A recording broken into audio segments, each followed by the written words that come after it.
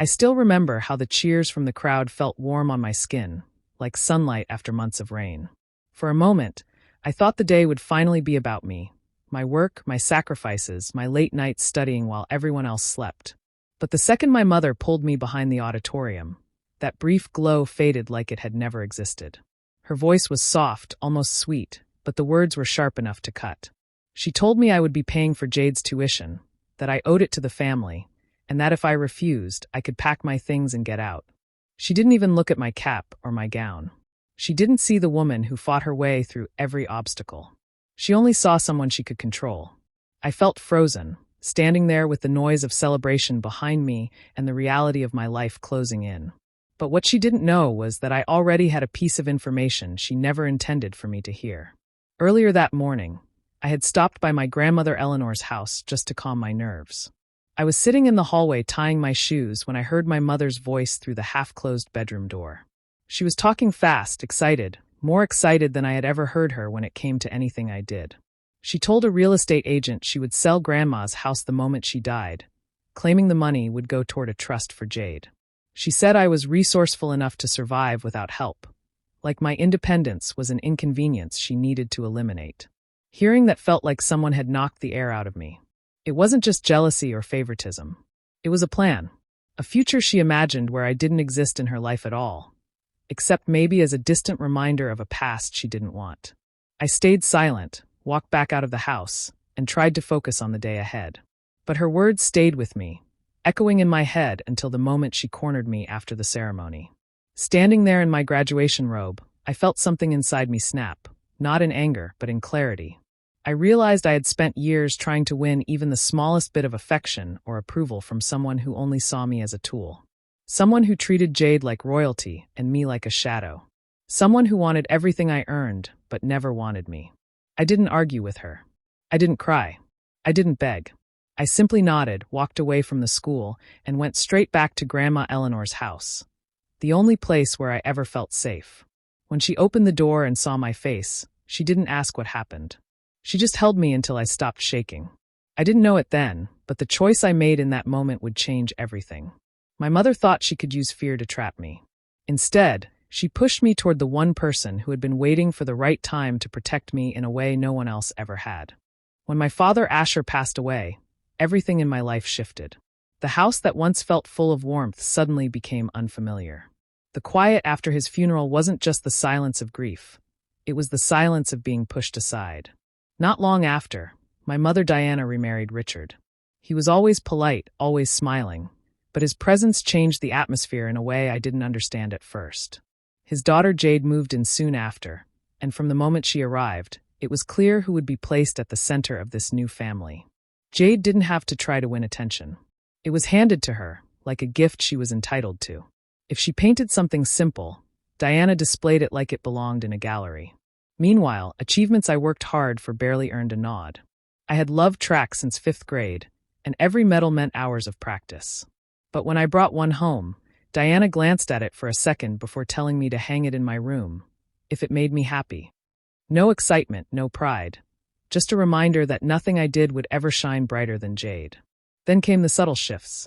My clothes disappeared one by one, replaced by outfits Diana picked without asking. It was as if she wanted to rewrite me into someone else, someone who blended into the new family she was creating.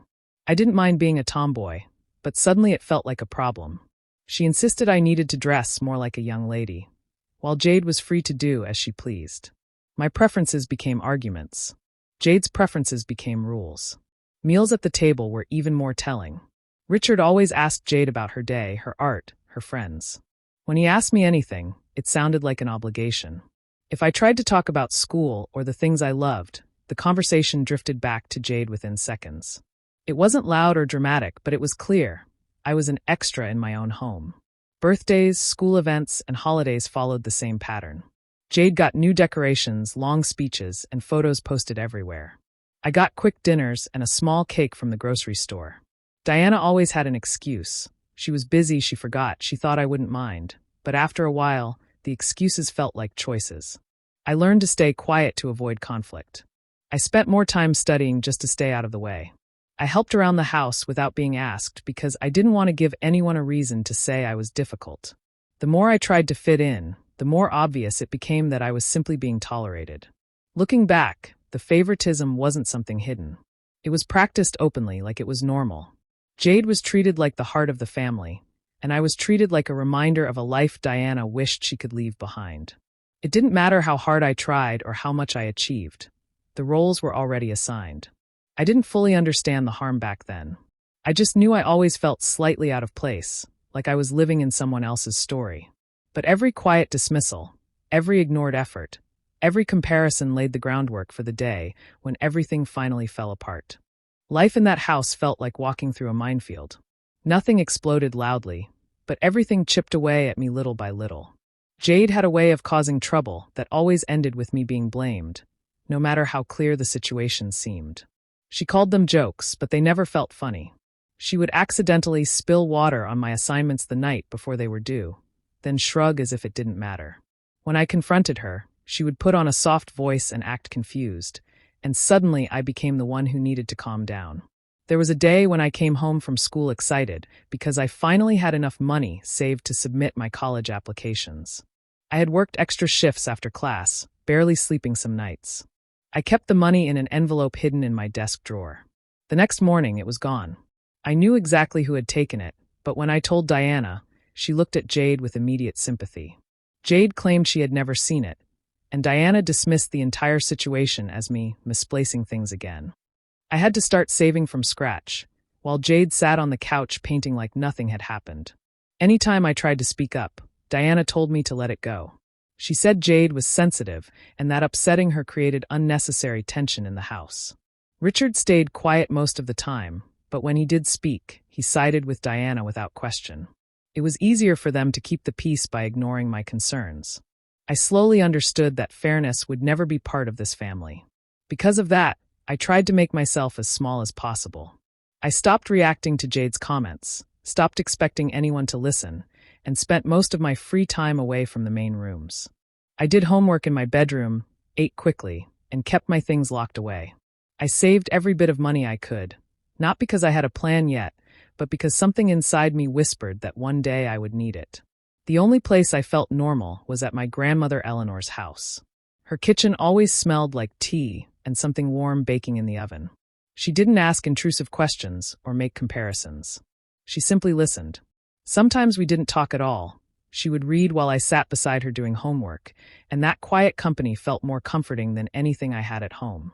She noticed when my shoulders were tense or when I looked tired.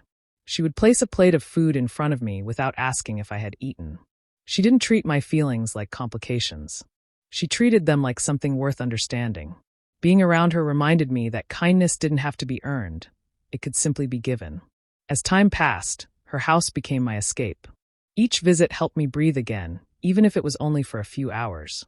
I didn't tell her everything right away, but she sensed enough. She always reminded me that I deserved respect, even if I wasn't receiving it where I lived. The tension in Diana's home didn't disappear, but I learned how to endure it.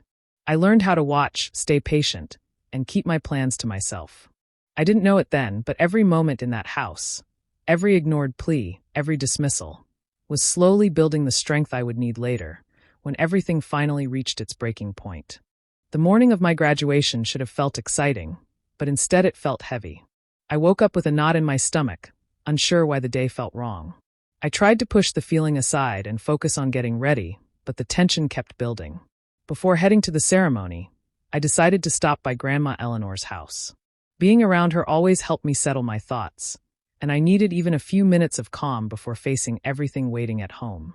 When I arrived, she greeted me with her usual warm smile and told me she was proud of me. Hearing those words helped, but the uneasiness didn't fade completely. While she went to the kitchen to make tea, I stepped into the hallway to adjust my dress. That's when I heard a familiar voice coming from her bedroom. The door was slightly open, and I recognized Diana's tone instantly. It sounded cheerful, almost excited, something I rarely heard unless it involved Jade. At first, I didn't plan to listen. I was about to walk away when a few words stopped me cold. She was talking to someone about Mother's house and how things would change once it became available. I listened more closely, and what she said next felt like a blow. She told the person on the phone that once Eleanor was no longer here, they would sell the property and create a trust fund for Jade. She said it so casually, as if she had already decided everything. She even laughed softly and said I would manage on my own because I was practical enough to get by. Hearing my mother speak about my grandmother's home like a prize she was waiting to collect made my chest tighten. It wasn't just a plan for the future. It was a reminder that in her eyes, my needs didn't matter. She wasn't thinking about family memories or the meaning of the house. She saw it as money waiting to be claimed, and she had already chosen who deserved it. It was clear that she wanted Jade to benefit from everything, even things that had nothing to do with her. I stepped back quietly, not wanting to be seen. The words kept echoing in my mind. I had known for years that I wasn't a priority, but hearing my mother talk about my future like it was irrelevant hurt more than I expected. It wasn't anger that hit me first, it was disbelief. She didn't think twice about the impact on me. She didn't even mention my name with any care, just a comment about how I would figure something out. I left the house before she finished her call. Grandma noticed something was off, but I told her I needed to get to the school early. I didn't want to worry her. On the way to the ceremony, I kept replaying what I'd heard. The conversation revealed more than just her intentions. It revealed the truth about where I stood in her life. By the time I reached the graduation hall, the dread I felt earlier had settled into something firmer. I tried to focus on the moment, but her words stayed with me. Hours later, when she pulled me aside after the ceremony and made her cruel demand, it didn't feel sudden anymore. It felt like the continuation of a plan she had been shaping long before I ever realized it. I walked straight to Eleanor's house after the ceremony because I knew I couldn't face the people waiting for me at home. My feet felt heavy, but my mind was set. I needed to be somewhere safe, somewhere I didn't have to pretend everything was fine. When Grandma opened the door, the concern in her eyes was enough to break whatever strength I had been holding on to. I didn't even try to stay composed. The words came out in pieces as I tried to explain what had happened, what Diana had said that morning, and what she demanded afterward. Eleanor listened without interrupting. I placed the folded deed she had once shown me on the table, my hands shaking. I told her how I felt standing there in my graduation gown while my mother treated my future like a resource she had the right to claim. I explained how it felt to learn that she was waiting for the moment she could take the house I was standing in. By the time I finished, my voice was thin, and I felt drained. What surprised me was not her sadness or outrage, it was her calm. She reached for my hand and told me she already knew more than I imagined. She said she had heard Diana's attitude long before today, and had quietly watched the way things were shifting. She told me she wasn't shocked by anything I shared, only disappointed that things had gone so far without me knowing the whole truth. Her expression was soft, but there was a firmness beneath it that I rarely saw. Eleanor explained that she had no intention of letting Diana gain control of her home. She said she had been thinking about her choices for a long time, and my mother's behavior only confirmed what she already suspected. She didn't speak harshly about her daughter, but there was a sadness in her tone, like she was grieving a relationship that had been fading for years. She said she loved Diana, but she couldn't ignore the pattern anymore. She had hoped things would change, but they hadn't. Then she spoke about the house, not as property, but as a place that held meaning. It had been her home for decades, and she wanted it to remain with someone who valued it the same way. She looked at me with a steady gaze and said it was time to take steps to protect what mattered. Not just the building, but the sense of stability it represented for me. She told me I deserved a secure place where I wouldn't be pushed around or overlooked. Her plan was simple, but it carried weight. She said she wanted to put everything officially in my name to ensure I wouldn't be forced out or treated as temporary. She believed it was necessary, not out of revenge, but to set things right. She said she had watched me grow up with resilience and responsibility, and that she trusted me to care for the home the way she always had. Sitting with her, I felt something loosen inside me. For the first time that day, I wasn't filled with dread. Instead, I felt supported. I felt seen. Eleanor wasn't just offering me a house. She was offering me a foundation after years of instability. She told me that Diana needed to face the consequences of her choices, not through anger or arguments, but through clear, firm action. In that quiet kitchen, surrounded by the familiar warmth of Eleanor's presence, a new sense of strength settled in me. I didn't know what would happen next, but for once, I wasn't afraid of it. The morning after everything unfolded, Eleanor asked me to come with her without saying much. Her tone was gentle but firm, and I understood she had already made up her mind about what needed to be done. We drove through quiet streets, the car filled with a calm silence that felt different from the tension of the day before. I didn't ask questions. I trusted her, and that was enough. When we arrived at the lawyer's office, the reality of her decision settled slowly in my chest.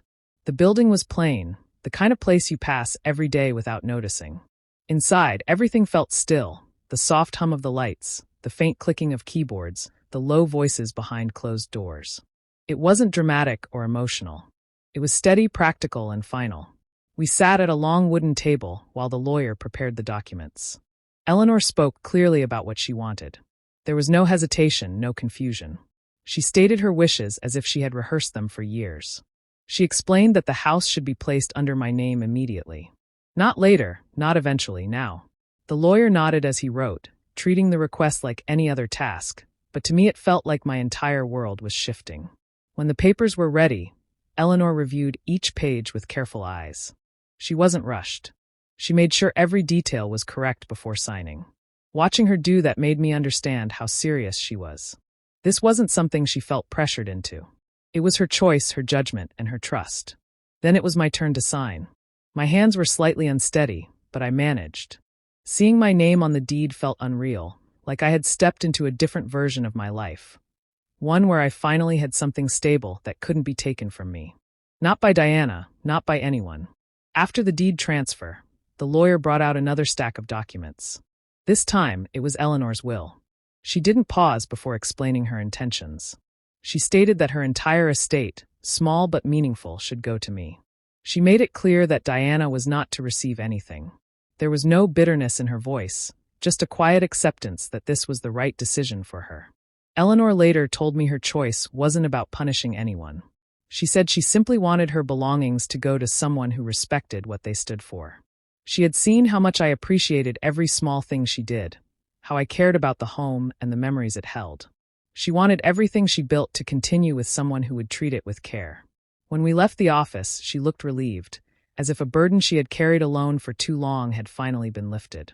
I felt something shift inside me too, a mixture of gratitude, responsibility, and quiet strength. The decision wasn't just a transfer of property. It was a statement of trust, a message that I mattered to someone in a world where I often felt invisible. Driving back home, I realized that this moment marked a turning point.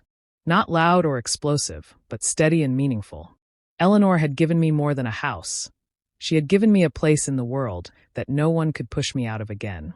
We got out of the car and walked toward the porch, and the moment Diana saw us, she stormed forward like she had been waiting all morning just to explode. Richard stood behind her with his arms crossed, and Jade clutched her phone, pretending she wasn't part of their anger, but clearly ready to back them up. Their frustration hit us before their words did. Diana didn't even let us reach the steps. She barked, "Where have you been? We've been waiting for hours. We need to talk about Jade's future, and we can't plan anything if you keep disappearing." Her tone made it sound like she owned both the house and everyone standing in front of it. Eleanor didn't raise her voice. She didn't even blink. She just stood beside me and looked at them with a calmness that made their anger look childish. I could feel the shift before she even spoke, like she had finally reached the point where nothing they said could touch her anymore. "This isn't your concern," she said softly, "and you're standing somewhere you shouldn't be." Diana frowned, confused for a moment. "What are you talking about? This is my parents' home. I grew up here. Don't start with your drama today, Mom. We have real decisions to make." Eleanor didn't argue. She didn't explain. She simply opened the folder she was holding and placed the notarized deed right into Diana's hands. "You're standing on her property now," she said, nodding toward me. "Not yours." For a heartbeat, nobody moved. Diana stared at the paper as if she couldn't make sense of it. Her eyes darted from the page to Eleanor and then to me, searching for some mistake. Richard leaned closer, squinting at the document, and Jade's jaw dropped in silent shock. Diana finally found her voice, but it trembled. "What is this? Why would you do this? You can't just give the house away." "It's done," Eleanor answered quietly. "And I'm not explaining it again." The porch felt colder, as if the truth had sucked the warmth right out of the air. Diana looked betrayed, but not because she cared about her mother. She cared about losing what she assumed would eventually be hers. She had always seen this house as her safety net, her reward, her proof that she held control. Now that certainty was gone. She stepped closer to Eleanor, trying to soften her voice, but the edge never left it. "Mom, be reasonable. This is our family home. We were supposed to keep it. You can't just sign it away to someone outside the family." Eleanor met her eyes. "Family isn't about blood. It's about loyalty and decency. You stopped showing both a long time ago." Jade shifted uncomfortably, suddenly aware that this wasn't going to be one of the usual guilt-filled conversations where Eleanor backed down. Richard stayed silent, clearly realizing arguing wouldn't change a legal document. Diana's face kept tightening with anger, fear, and disbelief. "So what? We're just supposed to walk away?" "You're supposed to leave the porch," Eleanor replied, her voice steady. "That's all I'm asking today." For the first time, Diana had nothing to say. She stared at me with resentment she didn't bother to hide, then turned toward Richard with a whisper sharp enough to cut the air. They left without slamming the gate, without another word, because for the first time in their lives, they had no power here. And they knew it. The air was thick with tension as Diana's anger finally erupted. She yelled, pacing the porch and throwing her hands in the air, her voice cracking as she tried to assert control. Richard stood frozen, unsure how to respond, while Jade clung to his arm, tears streaming down her face. They all looked like a family in chaos, a picture of entitlement collapsing in real time. Eleanor stayed calm, her presence commanding in a way I had never witnessed before. She didn't argue, she didn't beg, she simply spoke with a quiet certainty that made even Diana hesitate. "You have 1 hour to gather your things and leave," she said. There was no negotiation, no room for argument. The authority in her voice left no space for disobedience. Diana's initial reaction was disbelief. "1 hour? You can't do this," she screamed, her hands trembling. "This is our home." Eleanor's gaze didn't waver. "It is your home no longer. The law supports this, and it is time to go." Suddenly, the reality hit them. They weren't going to negotiate. They weren't going to intimidate anyone.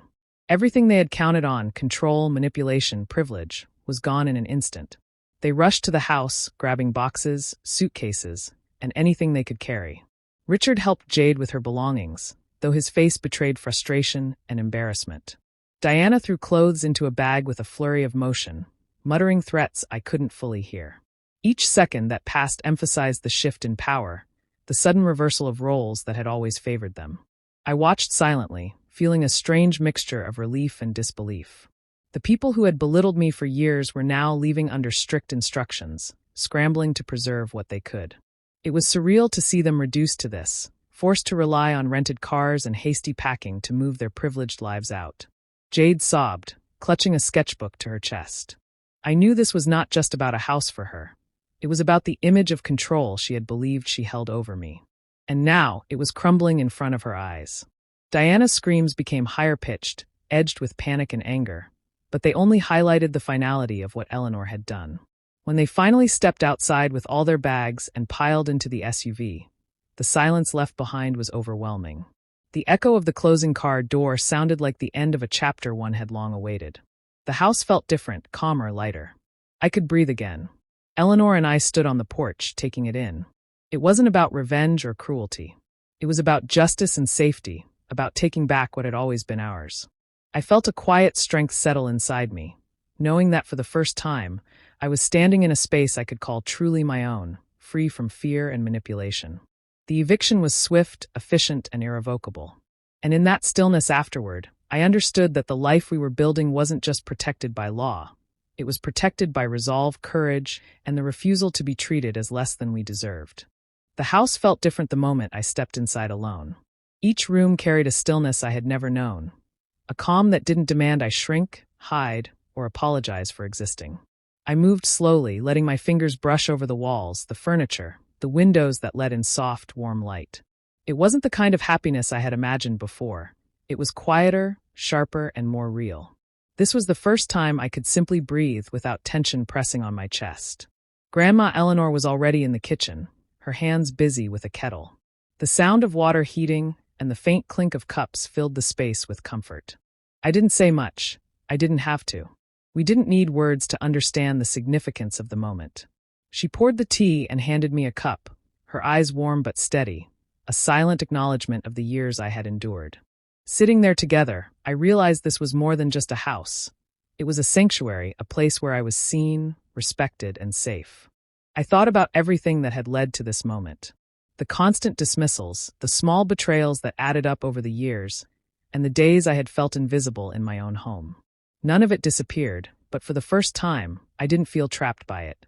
I could let go of the fear and resentment that had weighed me down. The freedom wasn't sweet in the way a sudden victory might feel. It was sobering. It reminded me of how much I had endured and how much strength it had taken to arrive here. As I moved through the rooms, I noticed little things that had always seemed ordinary but now felt significant. The sunlight through the windows, the way the floors creaked softly under my feet, the quiet hum of the house, as if it had been waiting for me. Everything was mine to care for, to shape, to live in without explanation or justification. For the first time, my life was no one else's responsibility or possession. I thought of Diana, Richard, and Jade, and the control they had tried to hold over me. It no longer mattered. Their absence wasn't just physical. It was symbolic of the chains they had tried to place on me finally being broken. I could move freely, make decisions for myself, and live according to my own values without fear of manipulation or ridicule. Sitting with Eleanor, sipping tea in the quiet, I felt a clarity I hadn't known before. This was not just a home. It was a declaration of independence. The house was a reminder that the life I had built, even with help, was truly my own. The power I had gained wasn't loud or dramatic. It was steady, personal, and enduring. For the first time, I tasted freedom in its purest form. A life reclaimed, a life respected, and a life lived on my own terms. Months passed, and the house finally felt like home. The walls no longer felt like boundaries or reminders of past pain. They were a shelter I could shape and care for. Each morning, I woke knowing that this space belonged entirely to me, a place where my choices mattered and my presence was valued. The quiet comfort was a daily reminder that I no longer had to navigate the tension and judgment that had once filled my life. I focused on my studies, using the scholarships I had earned to pursue my degree without interference. Every class I attended and every assignment I completed was a small victory, a step toward a future built entirely on my effort and determination. I no longer worried about anyone else controlling my opportunities or expecting me to sacrifice my dreams for theirs. The weight that had pressed on me for years was gone, replaced by a steady sense of purpose and self-reliance. News of Diana, Richard, and Jade rarely crossed my mind. I knew they had to deal with their own problems now, including Jade's tuition and the life they had assumed would continue smoothly. Their absence was a relief, a necessary distance that allowed me to fully enjoy the stability I had fought to create. There was no satisfaction in watching them struggle. The real triumph was the life I had secured for myself. Grandma Eleanor and I continued our quiet companionship, sharing meals, laughter, and conversations that didn't require pretense. She remained a steady presence, a reminder that family could be chosen, nurtured, and protected. Her support helped me grow into a version of myself I had rarely been allowed to be, confident, independent, and at peace. The home became a place of creativity and growth. I planted a small garden, decorated the rooms to reflect my personality, and built routines that gave my days structure and meaning. Every corner of the house carried intention, a testament to the effort and care invested in reclaiming my life. Looking back, I realized that the greatest victory wasn't the house itself, nor the humiliation my mother and stepfamily had endured. It was the sense of stability, freedom, and peace that came from taking control of my own life. I had created a foundation that no one could shake, a life shaped by my choices, my effort, and my values. I learned an important truth. The family we choose, the people who support and respect us, matter more than blood or tradition. And the best kind of revenge isn't in anger or retribution. It's in living fully, freely, and well on your own terms. Do you think I was right to take control of my life and cut them out, or should I have given them another chance? I'm eager to hear your thoughts. Subscribe and hit the bell for more stories like mine.